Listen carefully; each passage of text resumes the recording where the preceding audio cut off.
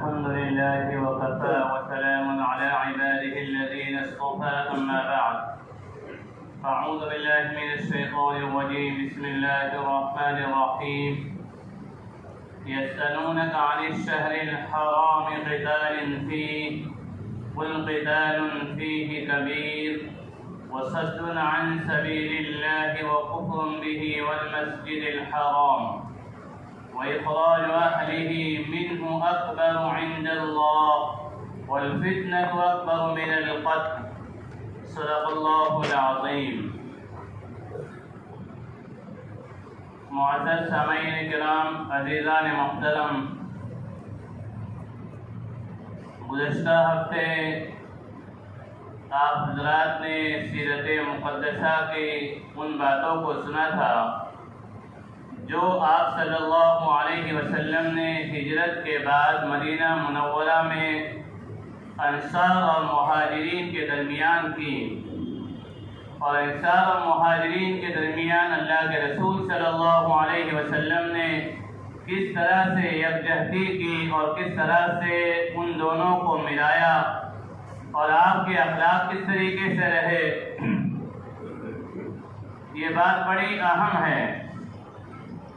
تعمیر مسجد نبوی کے تعلق سے گزشتہ ہفتے بات ہوئی۔ میں اپنی بات کو آگے بڑھاتے ہوئے عرض کروں کہ انصار و مہاجرین میں جو آپ نے بھائی چارگی کروائی تھی، اس بھائی چارگی میں آپ کی تعلیمات کا، آپ کے اخلاق کا سب سے زیادہ اثر تھا، اس لیے کہ آپ کو پتہ ہے کہ یہ قبیلے وہ قبائل میں سے تھے جو آپس میں معمولی باتوں میں تلواریں سوچ لیتے تھے، تلواریں نکال لیتے تھے، اور برس تک ان کے درمیان جنگیں جاری رہتی تھی۔ آپ صلی اللہ علیہ وسلم کے فیض، یہ آپ صلی اللہ علیہ وسلم کے صحبت کا فیض تھا کہ صحابہ کرام کے دلوں میں ایک دوسرے کی محبتیں آ گئیں اور آپ کی الفتیں آ گئیں،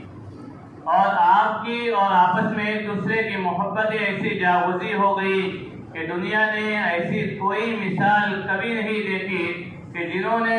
مہاجرین کے ساتھ اس طریقے سے سلوک کیا ہو۔ اسی لیے آپ کو معلوم ہونا چاہیے کہ صحابی میں کسی بھی صحابی کے نام کے آگے علامہ، فہامہ یا عالم لکھا ہوا نہیں ہوتا ہے۔ ایک ہی لفظ جو ان کے لیے خاص ہے وہ صحابی ہے، اور صحابی بنا ہے صحبت سے۔ صحابی کس سے بنا ہے؟ صحبت سے،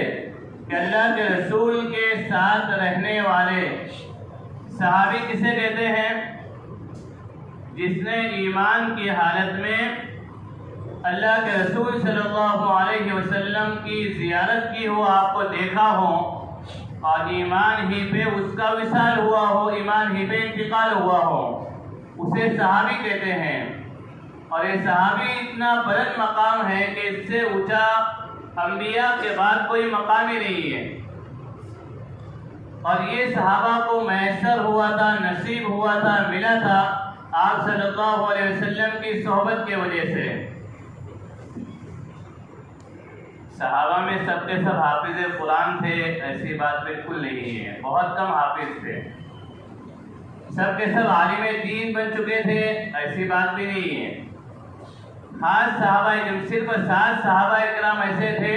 جن کو فتویٰ دینے کی اجازت تھی۔ صرف 7 صحابہ کرام ایسے تھے جن کو فتویٰ دینے کی اجازت تھی آپ صلی اللہ علیہ وسلم کے بعد۔ آپ صلی اللہ علیہ وسلم کے زمانے میں صحابہ نے جو قرآن کریم حفظ شروع کیا، آپ کو معلوم ہے کہ 10 سال کا مختصر زمانہ تھا۔ اس 10 سال کے مختصر زمانے میں جنگ بدر سے پہلے 7 دفعہ اللہ کے رسول صلی اللہ علیہ وسلم نے چھوٹے چھوٹے لشکر کو روانہ کیا،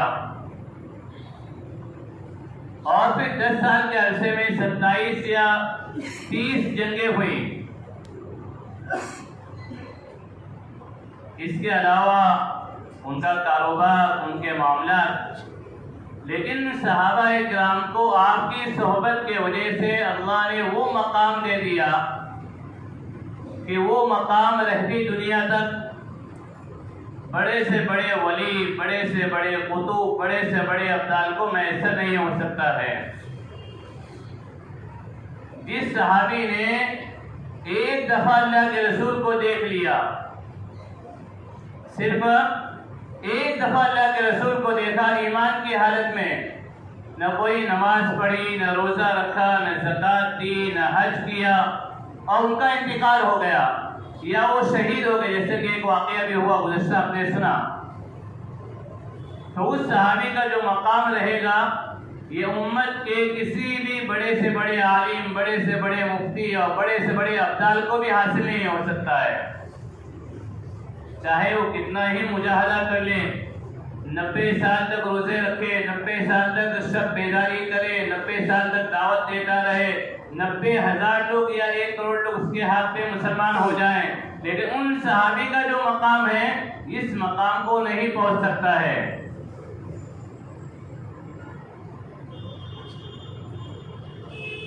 اس وجہ سے کہ ان صحابی نے اللہ کے رسول صلی اللہ علیہ وسلم کا دیدار کیا، اور اس دیدار کی برکت یہ رہی کہ انہیں ایمان کا وہ بلند مقام مل گیا کہ وہ بلند مقام کسی اور کو بغیر دیدار کے مل ہی نہیں سکتا ہے. یہ امت کا متفقہ فیصلہ ہے. یہ امت کا کیا ہے؟ متفقہ فیصلہ ہے. میں یہ بات عرض کر رہا تھا کہ اللہ کے رسول صلی اللہ علیہ وسلم مدینہ منورہ جب تشریف لے گئے تو آپ نے آپس میں بھائی چارگی قائم کی، اور پھر وہ احادیث کا ایک طویل سلسلہ ہے جنہیں ہم سنتے رہتے ہیں اخلاق نبوی میں، کہ آپ نے کیسے اخلاق کے ساتھ آپ پیش آئے اور آپ کی تعلیمات کیا رہی. عبداللہ ابن سلام جن کا گزشتہ آپ نے واقعہ سنا، یہ کہتے ہیں کہ جب میں پہلی مرتبہ حاضر خدمت ہوا تو میں نے آپ کو فرماتے ہوئے سنا، ایھا الناس افشوا السلام واطعموا الطعام وصلوا الارحام وصلوا باللیل والناس نیام تدخلوا الجنة بسلام. اے لوگوں، سلام کو عام کرو، لوگوں کو کھانا کھلاؤ اور رشتہ داروں کے ساتھ اچھا سلوک کرو، اور رات میں اٹھ کے نماز پڑھو جبکہ لوگ سو رہے ہوں، جنت میں سلامتی کے ساتھ داخل ہو جاؤں گے. اللہ کے رسول نے فرمایا، قسم ہے اس ذات کی، وہ آدمی مومن نہیں ہو سکتا ہے جس کا پیٹ بھرا ہوا ہو اور اس کا پڑوسی بھوکا ہو. آپ صلی اللہ علیہ وسلم نے فرمایا، یہ اس زمانے میں ہی فرمایا جب ہجرت تازی تھی، کہ تم میں سے اگر کسی آدمی کی آنکھ میں درد ہو تو پورا جسم اس کا بے چین ہو جاتا ہے. اسی طریقے سے اگر کسی ایک مسلمان کا فرد اور کوئی ایک مسلمان تکلیف میں ہو تو پورے کے پورے مسلمانوں کو بے چین ہو جانا چاہیے اور اس کے تکلیف میں اس کے شانہ بشانہ کھڑا ہو جانا چاہیے. مثل المؤمنین فی توادهم وتراحمهم وتعاطفهم كمثل الجسد إذا اشتكى منه عضو تداعى له سائر الجسد بالسهر والحمى أو كما قال النبي صلی اللہ علیہ وسلم. تو آپ صلی اللہ علیہ وسلم مدینہ منورہ آئے. مکے کے جو لوگ تھے، آپ نے پھر اس کے بعد یہودیوں کے ساتھ، جو آپ کے سب دشمن تھے لیکن دشمنی کو انہوں نے ظاہر نہیں کیا تھا، تو آپ صلی اللہ علیہ وسلم نے یہودیوں کے ساتھ معاہدہ کیا کہ ہم اس بات پہ معاہدہ کرتے ہیں کہ تم اپنے دین پہ رہتے ہوئے اپنے دین کے مطابق عمل کرتے رہو، ہم اپنے دین پہ عمل کرتے رہیں گے، اور کوئی کسی سے کسی بھی قسم کی لڑائی نہیں لڑے گا، اور جب کوئی باہری دشمن تم پہ حملہ کرے گا تو ہم تمہارا ساتھ دیں گے، اور جب کوئی ہم پہ حملہ کرے گا تو ہم تمہارا ساتھ دیں گے. اس طریقے سے آپ نے معاہدہ کیا. اس کے بعد مدینے کے اطراف میں رہنے والے جو مشرکین تھے، چھوٹے چھوٹے قبیلے تھے، ان سے آپ نے معاہدہ کیا، اس لیے کہ مکے والے وہاں تیاری کر رہے تھے اور بے چین ہو رہے تھے کہ یہ لوگ مدینہ جا کے امن اور سکون کی سانس لے رہے، ان کی بے چینی میں اضافہ ہو رہا تھا اور وہ چاہ رہے تھے کسی طریقے سے انہیں تکلیف دی جائے، اذیت دی جائے۔ ہجرت حبشہ آپ نے سنی کہ وہ لوگ جب مسلمان حبشہ کے جانب ہجرت کر کے گئے اور وہاں پہ امن و سکون کا سانس لینے لگے تو ان لوگوں نے ایک قافلہ بھیجا اور اس کا مقصد یہ تھا کہ انہیں واپس لے کر آئیں، اور بڑے تحفے اور تحائف بادشاہ کو بھیجے تھے تاکہ بادشاہ ان کے حوالے کر دیں اور پھر یہ مسلمانوں کو تکلیف دینے لگے۔ تو جب مدینے میں اسلامی ریاست قائم ہو گئی اور تمام لوگوں نے آپ کے ہاتھ پہ، اکثر و بیشتر لوگوں نے، کچھ لوگ باقی تھے جنہوں نے ایمان قبول نہیں کیا تھا، آپ کے ہاتھ پہ ایمان قبول کر لیا، مسجد کی تعمیر ہو گئی اور آپ صحابہ اکرام کی تعلیم اور تربیت میں مشغول ہو گئے، تو مکے والے کس طریقے سے سکون کی نیند سو سکتے تھے؟ وہ لوگ بڑے بے چین ہو گئے اور انہوں نے عبداللہ بن ابی منافق کو ایک خط لکھا، اس لیے کہ یہی وہاں کا سردار بن چکا تھا تقریباً، اس کے ہاتھ پہ لوگ سب کے سب بیعت کرنے والے تھے اللہ کے رسول کے جانے سے پہلے۔ تو انہوں نے اس کے نام پہ ایک خط لکھا اور کہا کہ دیکھو ہمارے یہاں کے لوگوں کو تم نے پناہ دی ہے، اب تمہیں دو اختیارات ہیں۔ ایک اختیار تو یہ ہے کہ ان لوگوں سے لڑائی جھگڑے کر کے ان کو یہاں سے قتل و قتال کر کے ان کا خاتمہ کر دو، یہاں تک کہ خاتمہ ہو جائے یا یہ لوگ مجبور ہو جائیں مکہ المکرمہ میں آنے کے لیے، اور اگر تم نے ایسا نہیں کیا تو دوسرا راستہ یہ ہے کہ ہم اور تمام قبائل عرب مل کے تم سے لڑائی لڑیں گے اور تمہاری خون ریزی کریں گے، تمہارا خون بہائیں گے۔ عبداللہ بن ابی کو جب یہ خط ملا تو اس نے اوس و خزرج کو جمع کیا اور جمع کرنے کے بعد کہا کہ دیکھو یہ مجھے خط آیا ہے مکے سے، اس لیے کہ اس کے دل میں تو اللہ کے رسول کی نفرت تھی، اس کی بادشاہت اور اس کی حکومت آپ صلی اللہ علیہ وسلم کے آنے کی وجہ سے گویا کہ ختم ہو چکی تھی۔ تو اس نے لوگوں کو جمع کیا، اللہ کے رسول کو اس بات کی اطلاع ملی، آپ صلی اللہ علیہ وسلم بھی وہاں تشریف لے گئے اور آپ نے کہا کہ لوگوں کیا یہ بہتر ہے کہ تم اپنے ہاتھوں سے اپنے بھائیوں کو اور اپنے علاقے والوں کو، اپنے قبیلے والوں کو قتل کرو، یہ بہتر ہے، یا یہ بہتر ہے کہ تم سب کے سب مل کے مکے والوں کا مقابلہ کرو؟ اور مجھے امید یہ ہے کہ اللہ تعالیٰ ہمیں اس میں کیا کرے گا، فتح دے گا، ان کی شکست ہوگی۔ لوگوں کو یہ بات سمجھ میں آئی کہ ہم اپنے بھائیوں کا جنہوں نے ایمان لایا کیوں قتل کریں، بلکہ ان کا کیا کریں، ہم مقابلہ کریں۔ تو یہ معاملہ وہاں پہ ختم ہو گیا۔ اب اللہ کے رسول صلی اللہ علیہ وسلم نے مدینہ منورہ کے حالات کو سازگار بنانے کے لیے کیا کہ مکہ المکرمہ سے ملک شام، یہ مکہ ہے اور درمیان میں مدینہ پڑتا تھا اور اس کے آگے ملک شام تھا، ان کے جتنے تجارتی قافلے تھے وہ مدینہ سے ہوتے ہوئے، مدینہ کے دور سے ساحلی علاقے سے ہوتے ہوئے ملک شام جایا کرتے تھے۔ آپ صلی اللہ علیہ وسلم نے ان کے تمام تجارتی قافلے روکنے کی تدبیر اختیار کی تاکہ ان کی طاقت میں کیا آ جائے، کمی آ جائے، کہ جن لوگوں نے اب تک مسلمانوں کو ستایا اور تکلیف دی، ان کے گھروں کو لوٹ لیا، ان کے مالوں کو لوٹ لیا، انہیں سخت اذیتیں دی، اور اس کے بعد اب چین سکون سے نہیں رہ رہے، بلکہ اس فکر میں ہے کہ اپنے مسلمانوں کو ہم کیا کریں،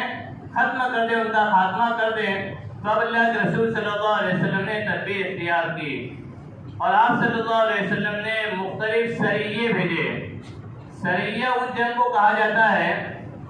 جس جنگ میں اللہ کے رسول صلی اللہ علیہ وسلم شامل نہ ہوں اور آپ نے صحابہ کو بھیجا ہو۔ سب سے پہلا سریہ آپ صلی اللہ علیہ وسلم نے حمزہ بن عبد المطلب رضی اللہ تعالیٰ عنہ کو روانہ کیا، جس میں 30 لوگ تھے۔ آپ نے سفید جھنڈا باندھا اور کہا کہ مجھے یہ اطلاع ملی ہے کہ قریش کا قافلہ تجارت کے لیے ملک شام جا رہا ہے، تم اسے جا کے کسی طریقے سے روکو۔ یہ قافلہ روانہ ہوا، لیکن وہ تجارتی قافلہ وہاں سے نکل چکا تھا۔ ایسے آپ صلی اللہ علیہ وسلم نے 7 کیا کیے سریے بھیجے۔ ان 7 میں سے 2 سریے ایسے تھے جس میں اللہ کے رسول صلی اللہ علیہ وسلم خود بھی شامل تھے۔ اللہ کے رسول صلی اللہ علیہ وسلم خود بھی شامل تھے۔ 7واں سریہ جو آپ نے بھیجا، یہ عبداللہ بن جہش کا بھیجا، اور یہ عبداللہ بن جہش کے ساتھ اللہ کے رسول صلی اللہ علیہ وسلم نے چند آدمیوں کو بھیجا اور ان کے ساتھ ایک خط لکھ کر دیا اور کہا کہ تم اس خط کو نہ کھولنا یہاں تک کہ تم چلتے چلتے مدینے کے باہر پہنچ جاؤ، اور مدینے کے باہر پہنچنے کے بعد ایک جگہ کا نام لے کر جو چٹیل میدان تھا وہاں جا کے اس خط کو کھولنا۔ عبداللہ بن جہش روانہ ہوئے، اور روانہ ہونے کے بعد آپ جب اس چٹیل میدان میں پہنچے، آپ نے اس خط کو کھولا۔ اس خط میں لکھا ہوا تھا کہ میں تمہیں اس بات کا حکم دے رہا ہوں کہ تم یہاں سے ہوتے ہوئے طائف تک پہنچ جاؤ، یہاں سے ہوتے ہوئے طائف تک پہنچ جاؤ، اور وہاں تمہارا مقابلہ یا تمہیں ایک لشکر نظر آ جائے گا قریش کا۔ اگر اشہر حرم نہیں ہے، اشہر حرم 4 مہینے جس میں جنگ کرنا کیا ہے حرام تھا اس زمانے میں، اگر یہ مہینے نہیں ہے، اگر وہ چاند ختم ہو گیا اور تم کسی طریقے سے پہنچ گئے اور مہینہ ختم ہو گیا تو تم ان سے قتال کرنا، اور اگر وہ مہینہ ختم نہیں ہوا تو قتال نہ کرنا۔ عبداللہ بن جہش نے جب اس خط کو دیکھا تو لوگوں سے کہا کہ دیکھو، جو واپس جانا چاہیں چلے جائیں، میری اجازت ہے، لیکن میں واپس نہیں جاؤں گا۔ صحابہ نے کہا کہ ہم کیسے واپس جا سکتے ہیں؟ اللہ کے رسول کا فرمان ہے ہم کسی بھی حال میں واپس نہیں جائیں گے۔ سب کے سب صحابہ ساتھ ہوئے اور یہ لوگ آہستہ آہستہ طائف کی وادیوں میں پہنچ گئے۔ وہاں دیکھا کہ قریش کا ایک چھوٹا سے قافلہ جو ملک شام سے آ رہا تھا تجارت کا، وہ مکہ المکرمہ جا رہا تھا۔ ان لوگوں نے جب انہیں دیکھا تو انہوں نے تیر کمان تھام لیا اور تیر بازی شروع کر دی۔ انہوں نے بھی تیر بازی شروع کی۔ ان کا جو امیر تھا وہ مارا گیا، اور ان کے پاس جو اونٹ تھے 12 یا 13 اونٹ جو تھے وہ انہیں حاصل ہو گئے، اور 2 قیدی بھی انہیں حاصل ہو گئے۔ یہ تمام لوگوں کو قید کر کے مدینہ منورہ لائے۔ اب مکے والوں نے وہاں شور مچایا کہ اشہر حرم میں، حرمت والے مہینے میں، جن مہینے میں جنگ حرام ہے، مسلمان تو اب اس کا بھی پاس و لحاظ نہیں کرتے ہیں، اور یہ مسلمان جو ہیں بیت اللہ کی حرمت کو بھی انہوں نے ختم کیا، نعوذ باللہ، اور انہوں نے اپنے مذہب کو بھی چھوڑ دیا، اور اشہر حرم کی حرمت بھی، اشہر حرم کی عظمت بھی ان کے دل سے نکل گئی۔ اللہ تعالیٰ قرآن کریم میں فرماتے ہیں يَسْأَلُونَكَ عَنِ الشَّهْرِ الْحَرَامِ قِتَالٍ فِيهِ، اے نبی آپ سے یہ اشہر حرم میں قتال اور لڑائی جھگڑے کے تعلق سے پوچھتے ہیں۔ قُلْ قِتَالٌ فِيهِ كَبِيرٌ، آپ کہیے کہ اشہر حرم میں قتال کرنا بہت بڑا گناہ ہے، بہت بڑا جرم ہے، لیکن مکے والوں کو ان کے گھروں سے نکال دینا اور اللہ کے راستے سے لوگوں کو روک دینا اور ان کے دین پہ عمل کرنے سے انہیں منع کرنا، یہ اس سے بڑا کیا گناہ ہے۔ وَالْفِتْنَةُ أَكْبَرُ مِنَ الْقَتْلِ، اور تمہارا جو یہ فتنہ ہے یہ قتل اور خون ریزی سے زیادہ بڑا ہوا ہے کہ تم بیت اللہ کا طواف کرنے سے لوگوں کو منع کر رہے ہو۔ سعد بن معاذ جو انصار کے سردار تھے، اسی دوران یہ مکہ المکرمہ گئے، اور مغیرہ نامی جو مشہور سردار تھا اس سے خط لکھا اور کہا کہ میں تمہارے یہاں مہمان بننا چاہتا ہوں، اسے اجازت دے دی۔ جب اس کے یہاں مہمان بنے تو وہ ان سے کہا کہ دیکھو مجھے بیت اللہ کے پاس لے جاؤ اور میں بیت اللہ کا طواف کرنا چاہتا ہوں۔ جب دوپہر کا وقت سناٹے کا تھا تو مغیرہ وہاں لے کر گیا اور یہ بیت اللہ کا طواف کر رہے تھے، ابو جہل آ گیا اور زور سے کہنے لگا مغیرہ تم نے انہیں پناہ دی ہے، اللہ کی قسم، لات و عزا کی قسم، اگر یہ تمہارے پناہ میں نہیں ہوتے تو یہ واپس اپنے گھر لوٹ کر نہیں جاتے۔ جب حضرت معاذ رضی اللہ تعالیٰ عنہ نے جب اس بات کو سنا تو انہوں نے کہا کہ میں بھی اس بات کی قسم کھاتا ہوں، میرے اللہ کی قسم کھاتا ہوں کہ تمہارا کوئی بھی تجارتی قافلہ ہم مدینہ سے ملک شام جانے نہیں دیں گے، اور اس میں تمہارے لیے بڑا نقصان ہے بنسبت یہ کہ تم مجھے قتل کر دو۔ اگر تم نے مجھے قتل کر دیا تو ایک آدمی کو قتل کریں گے، لیکن مکہ المکرمہ میں پورا کے پورا جو تجارتی سامان ملک شام سے آتا ہے ہم اسے بند کر دیں گے۔ بات یہ معاملہ نہیں ہوا اور یہاں یہ جنگ ہو گئی۔ یہاں پہ کیا ہوئی؟ یہ اشہر حرم میں جنگ ہو گئی۔ اور جب اللہ کے رسول کے پاس یہ لوگ پہنچے دو قیدیوں کو لے کر، اللہ کے رسول نے کہا کہ اشہر حرم میں تو میں نے منع کیا تھا، اس لیے میں انہیں چھوڑ رہا ہوں، اور ایک آدمی کو تم نے قتل کیا اس کی میں دیت دے رہا ہوں، اس کی میں کیا کر رہا ہوں؟ خون بہا دے رہا ہوں کہ اس کے قتل کرنے کا جتنا عرب میں اونٹ دیا جاتے تھے اتنے اونٹ میں دے رہا ہوں، اور ہمارے غنیمت جو حاصل ہوا تھا وہ بھی اللہ کے رسول نے انہیں بھیج دیا۔ یہ جب سب معاملات ہوئے، جنگ بدر سے پہلے کے معاملات ہیں یہ جب سب معاملات ہوئے تو مشرکین مکہ بھی اور اطراف کے رہنے والے جو ہمیشہ مسلمانوں کو اب تک ڈرا رہے تھے، سن 2 ہجری آ گئی، 1 سال کا عرصہ گزر گیا۔ مائیں عائشہ صدیقہ رضی اللہ تعالیٰ عنہ فرماتی ہیں کہ ایک دفعہ اللہ کے رسول صلی اللہ علیہ وسلم بیدار ہوئے اور کہا کہ کاش کہ کوئی پہرا دینے والا ہو جو میرا پہرا دے، اس لیے کہ مجھے اندیشہ ہے کہ مکے والے کبھی بھی آ کے مجھ پہ حملہ کر سکتے ہیں۔ یعنی اتنا خدشہ مسلمانوں کو تھا اور ان کی اتنی تیاری تھی۔ مائیں عائشہ فرماتی ہیں کہ آپ نے کہا اور کچھ ہی وقت کے بعد ہتھیاروں کی آواز آئی، اللہ کے رسول باہر نکلے تو آپ نے دیکھا کہ حضرت سعد رضی اللہ تعالیٰ عنہ آئے ہوئے ہیں، تو ان سے کہا کہ تم اس وقت یہاں کیوں آئے؟ انہوں نے کہا کہ میں آپ کی پہرے داری کے لیے آیا ہوں، میں آپ کی پہرے داری کے لیے آیا ہوں۔ اللہ کے رسول نے کہا کہ تم میرے پہرے دار بن جاؤ اور رات میں میری پہرے داری دیا کرو، رات میں میری پہرے داری دیا کرو۔ تو یہ اللہ کے رسول کی پہرے داری دیتے تھے۔ 6 صحابہ کرام رات کے وقت آپ کا پہرا دیا کرتے تھے۔ جب اللہ نے قرآن کریم کی آیت نازل کی واللہ یعصمک من الناس، اے نبی آپ کو اللہ لوگوں سے بچائیں گے، لوگوں کے حملے سے بچائیں گے۔ تو یہ رات کے وقت آیت نازل ہو گئی، یہ لوگ پہرا دے رہے تھے جس میں علی رضی اللہ تعالیٰ عنہ بھی تھے۔ اللہ کے رسول نے فرمایا کہ تم یہاں سے چلے جاؤ، پہرے داری دینے کی ذمہ داری ضرورت نہیں ہے، اس لیے جب اللہ تعالیٰ نے لوگوں سے حفاظت کا مجھ سے وعدہ کر لیا ہے۔ تو ایسے حالات مدینہ منورہ میں تھے، ان حالات کے پیش نظر جنگ بدر واقع ہوئی۔ جنگ بدر جو واقع ہوئی سن 2 ہجری میں، اس کا مختصر پس منظر یہ ہے کہ قریش کا ایک بہت بڑا قافلہ ملک شام کے لیے روانہ ہوا اور ملک شام سے بہت بڑی تجارت کر کے واپس مکہ المکرمہ جا رہا تھا، جس کی تفصیل انشاءاللہ العزیز بہتر یہی معلوم ہوتا ہے کہ آئندہ ہفتے جنگ بدر ہی کے تعلق سے مکمل بات کی جائے۔ اللہ تعالیٰ مجھے آپ تمام کو عمل کرنے کی توفیق مرحمت فرمائے۔